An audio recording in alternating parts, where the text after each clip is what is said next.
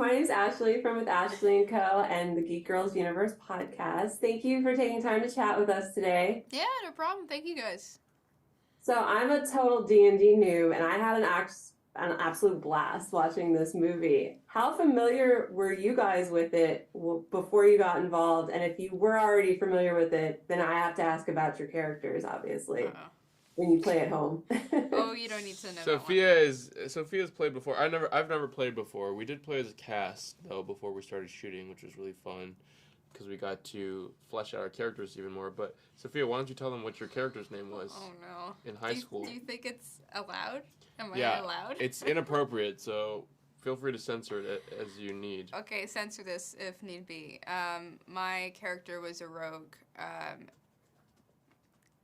My Yes. my character was called Vibrator. He was a boy who vibrates. That was all that he could do.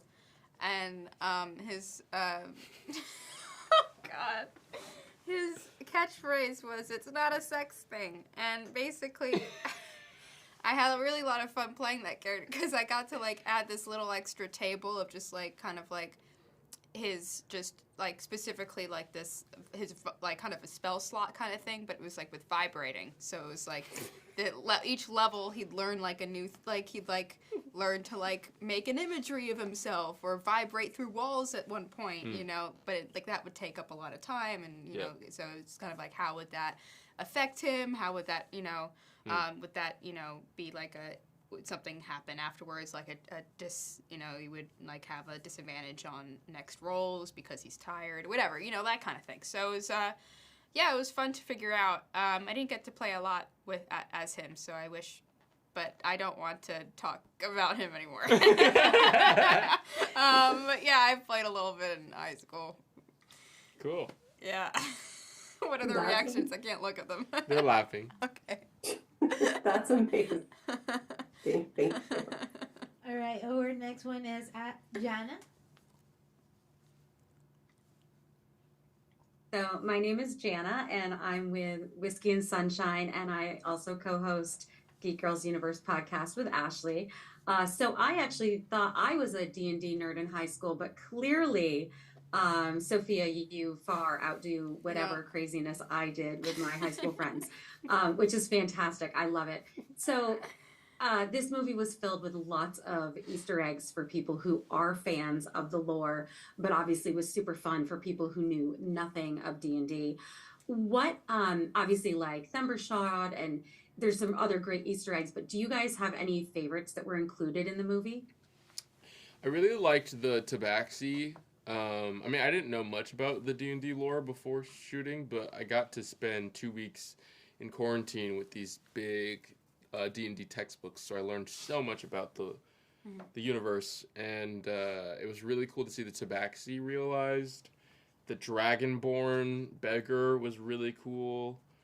The animatronics on this movie are phenomenal, as are the VFX, but the company that did the animatronics, Legacy, just put so much time into the details of these creatures, and it's amazing as an actor to be able to actually play off of something that's there instead of like a tennis ball or a man in a green suit. But yeah, Tabaxi and Dragonborn were my favorite. My favorite character was my character. What? Well, I mean, like I always found tieflings to be really interesting because it's like not just like a demon thing, but it's also like if they ever like it's like also almost like a genetic thing as well. And the way they wrote her, where she's because usually people make them like a in like the evil category, like like maybe lawful evil or something, or maybe even neutral. But she was like this a lawful good in order to because that made her kind of in order to go in a different direction, and it made her a really interesting character to play. And I always found tieflings to be really interesting. I've never played a tiefling, but so my character, my character's my favorite character. Anyways. All right, thank you so much. Next one we have Zoe. Hi, I'm Zoe from Zoe at the Movies and Kids First. And this film is like a visual banquet. And with that, I understand that there's a lot of practical effects and not always CGI, but despite that, the film just looks so real. So if you could almost relive one of the scenes that you guys shot, but in real life, what scene do you think would be super fun, I guess, to relive? Probably the Tribor Theater scene where you meet my character. That was really fun to shoot. All the magical mishaps That's and my favorite flying scene through in the the air. movie. That was also the very last scene we shot. Really? Of the movie. Yeah. Well, it was isn't the that crazy? best one, I think. So Because we had time to marinate it. Yeah, marinate. But yeah, I loved getting thrown in the air and doing all those flips and stuff. That was That's really so fun. cool. I would love to do that Yeah. in real life. What would I like to do again? Oof, it's hard to choose. I'm just kidding. What did I like to do with you guys? I like the one with the water. The water was kind of fun. I know everyone didn't like it, but I was like, She was talking about like something that you would want to do in like real life. Oh, like, something real that happened in life. the movie that you would want to do in real life. jeez, I turn into animals a lot, so that's a cool power to have. I don't, not the character, so I can't turn into animals. But if I were given that power, that would be cool. Yeah. Yeah. That would be cool. It's kind of hard to choose because, like throughout the entire movie, we're, always running away from something incredibly dangerous. So I wouldn't want to be in that situation. But, Right. But the magic stuff is cool. Magic stuff is cool. All right, we have Tanya next. Thank you, Zoe. Hi, I'm Tanya with LolaLambchops.com. So don't tell your friends, but you two are my favorite duo in the movie. So just want you to know that. Nice. High fives. So my question is, in the game Dungeons and Dragons, there's a lot of opportunity for improv. Were you two able to do any improvisation in any of your scenes?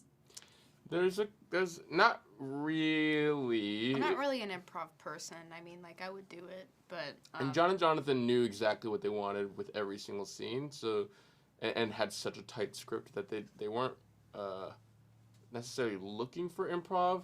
However, some of us took liberties. There's a few improvs of mine that made it into the movie, which I'm really proud of. And Chris improvises a lot, obviously. Yes, that's it. And Hugh, I guess, improvises a lot too. Yeah. Yeah. So Yeah, there's some improv in the movie, but most of it is scripted, which is just as a testament to John and Jonathan because they're incredibly funny and they knew exactly what was going to make people laugh.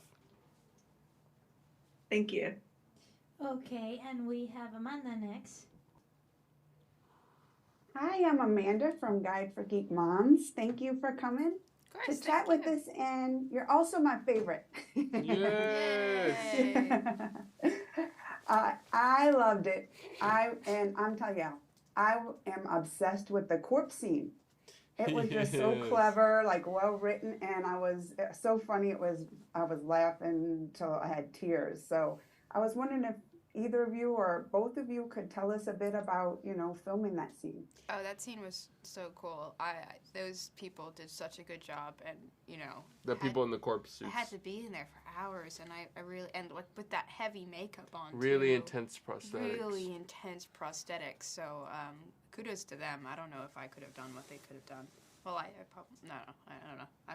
I would like to be. I would Yeah. like to have that opportunity, but That scene actually was shot on stage, which was crazy because a lot of our locations in the movie are shot on location. on location. Like we found these beautiful backdrops in Ireland. Well, it's not like we're but gonna start actually digging. I know, into the Into earth. earth. Yeah, so Into that a whole graveyard. graveyard was built on stage. They like hauled in all of this soil Right. and They brought the horses inside. they brought the horses which I found to be inside. wild. Yeah. And also, holding a torch is not a thing any human being should do. It's so dangerous. you're so hooked on this. Because one it's thing. terrifying. It is a ball of fire on the end of a stick not like a Don't put it candle. to your face. It's huge. It's Not the size that of your hard. head. Okay. And we all had these wigs on, covered Yeah. in hairspray. Yeah. And it was just a disaster waiting to happen. It was scary. I liked it, though. I like danger. Wow. Okay. Thank you. All right, Victor, you're next. Hi, I'm Victor from fandance.com. Justice Sophia, thank you for your time today. Justice, it's known that you're a huge Pokemon fan. So in this Dungeons and Dragons world, if you could bring one of those characters with you on this adventure, which character would you choose? Which character from the Pokemon world would I choose to bring with me on the D&D adventure? Yeah, what's your favorite Pokemon? Well, stop it. My favorite Pokemon is Totodile from Pokemon Gold. He was the starter Pokemon in Pokemon Gold. Wow, really? I always chose him. Yeah, I love him. Yeah. But which Pokemon would I bring with me? Pikachu is the easy answer. I'm not going to say Pikachu. Maybe Gengar. Gengar is a ghost Pokemon. He's really big and scary and cool, and I love him. And I feel like the ghost thing would fit in the D&D world. I feel like there's ghosts in this D&D world. There's no ghosts in this Not in movie. our movie, but I feel like in the world. There are D&D monsters that are technically ghosts, yes. Okay, yeah, there you go. There are ghosts in D&D, yes. There you go. All right, Ashley, I'm going to have you ask Thank one you. more question. All right, so fingers crossed we're going to get like a cinematic universe out of this. So we're going to pretend that we're putting it out there and it's going to happen. Where would you like to see the adventures take your characters next? I really want to be possessed by an evil entity. You already done that. Oh, not evil. No, entity, not no. evil. I want to be possessed by an evil entity and become a villain. Okay. And then I have to be saved by my friends. But I'm like putting myself at the center of the story. I like to have more screen. Just kidding. More screen time? More screen time. Because all of her characters' screen time is in the form of animals. Yeah. She just wants to be in the movie, Sophia. I want to be in the movie, and the next one. You know what would be cool for setting your a low character? bar. Hold on. You know what would be cool for your character? What? If you like change just like one limb of yours into Yeah, like animal limbs. yeah. So then your face is on camera, yeah. but you have like an owlbear arm. I have them like turn into like something like a owlbear arm or like even like a tentacle or something. Tentacle, and then I that'd don't be have cool. to do anything. I'll just stand there and they can do everything for Yeah, me. there you and go. beat everyone up by putting my hand out. Yeah, that's cool. That's cool. I also want to use my horns to headbutt somebody. Yeah. That's my goal for next time. All right, Donna, you have one more question? Okay, so Justice, we had read somewhere that you had added some sign language into your spell choreography. Can you talk a little bit more about that and how that kind of came to be? Sure, yeah. I worked with a choreographer on what I was going to do for the gestures. I don't like in movies when people just gesture vaguely, like fingers splayed in a direction and like they expect something to happen. I feel like that's lazy. So I really wanted to ground it in some form of... I just wanted to ground it in something. And I've been learning sign language for a while now. And so I would take the sign of the word that had to do with the intended action of the spell and morph it slightly to make it a little bit more spellcastery. Do you have an example? Do you remember one? Yeah, one that I did was for the fresh cut grass smell spell. The grass in sign language is this, or I think this is also grass, or this might be garden, I'm not sure. But I was like, this isn't spellcastery enough. So I took the word for garden, the sign for garden, which is, well, this is garden, which is grow, but 2 times. Or you can do like a grow box, which is garden. So I would go grow, and then I would like splay it out to the audience. And then I would say the word with it. So abralepek, and then Wow. yeah. But that's not even one of the cooler gestures. But that's how it's kind I of remember written you in trying to figure out This the one for is the walk. coolest. Yeah, that one's the coolest. But that's not sign language. That's just cool. Yeah. All right, guys, that's the time we had. Thank you so much, everyone, for joining. I will ask you to please sign out now. Thank you. Bye. Bye. Have a great day. Mr.